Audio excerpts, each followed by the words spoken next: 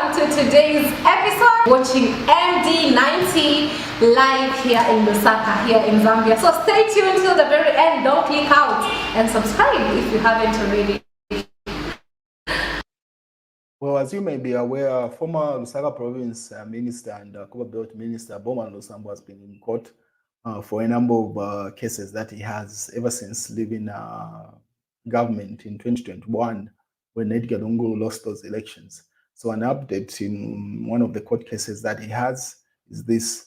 So Bowman Lusambo given credit to this particular statement. He says published in Kalemba. Says, I was a mini president, Lusambo tells court as open gallery, opens defense. People in the public gallery, along with court officials and economic and financial crimes court, were almost falling and rolling on the floor with uncontrollable laughter when Bowman Lusambo said during his time as Copperbelt Province Minister, he was a mini president. So people laughed at that particular statement attributed to Bowman Lusambo.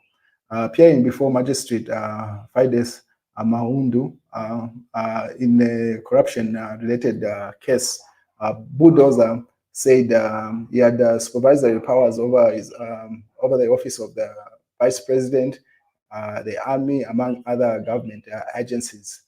So this is in a case that was earlier presented during the week where Bowman Lusambo had even appealed for the case to be thrown out, considering that 5 months had elapsed, but it seems like it has proceeded.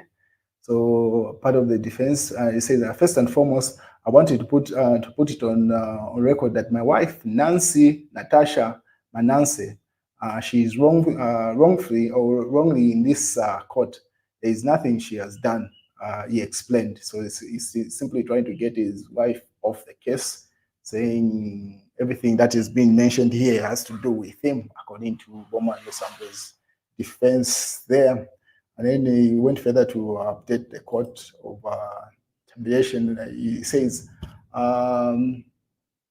as a minister, I was government's #1 representative. In short, I was a mini president for Copperbelt Province. Under me are the office of the vice president, Zambia Air Force, Zambia Army, and other government entities. He said his job was to conduct government activities in the province, to promote government policies to the private sector, to attract foreign and local investors to invest in the province, and ensure that there was service delivery to residents of the Copperbelt Province. And then he went further to say, in 2016, I was entitled to gratuity.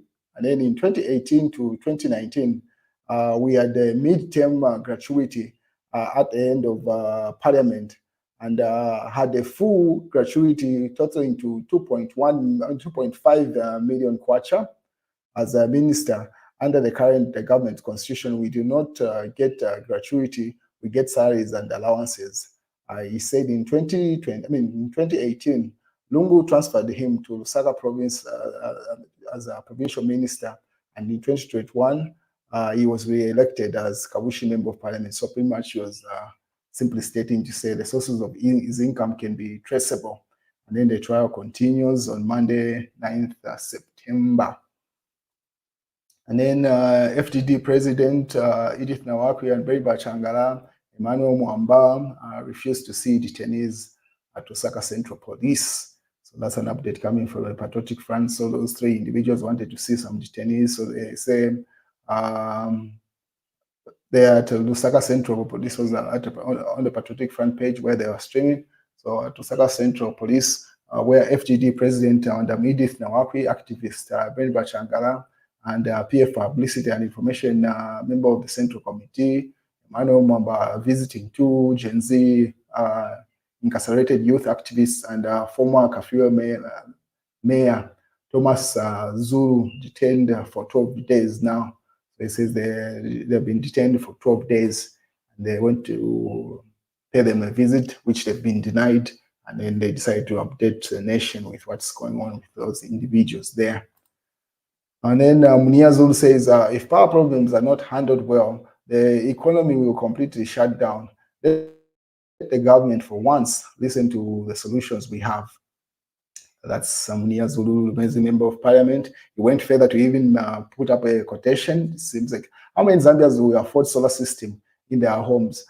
Is this really affordable under the current economic challenges? And then the quotation that he got to install solar power came to 72,105. So there says that amount is not affordable for the ordinary Zambian. There, according to the advice, is rebutting the advice that came from the head of state, President Hakainde Hichilema, saying most of the households would be more sustainable if they went the solar way, so as to get off the national grid and like to be dependent on ZESCO as they wait for Kariba Dam to fill up, which has been quoted to say it's likely to take 5 years with proper rainfall patterns for it to get to its normal function there.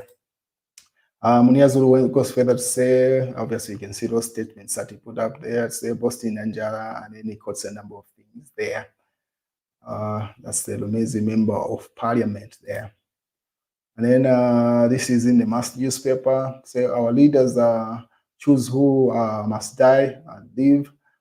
In my country, only 2 things are certain for the poor: birth and death certificates. More you're there. And then obviously this is say load shedding, making UPND and HH unpopular in Kapiri. I'm a Kapiri resident there. And you can see a number of headlines attributed to this particular publication. And then China can help us change. That's Musenge, the individual that you see up there. We can't be good leaders if the church doesn't guide us, says UPND's Mwale, amongst the headlines that are attributed to today's publication. So that's the news as things stand today. Have a good day, ladies and gentlemen.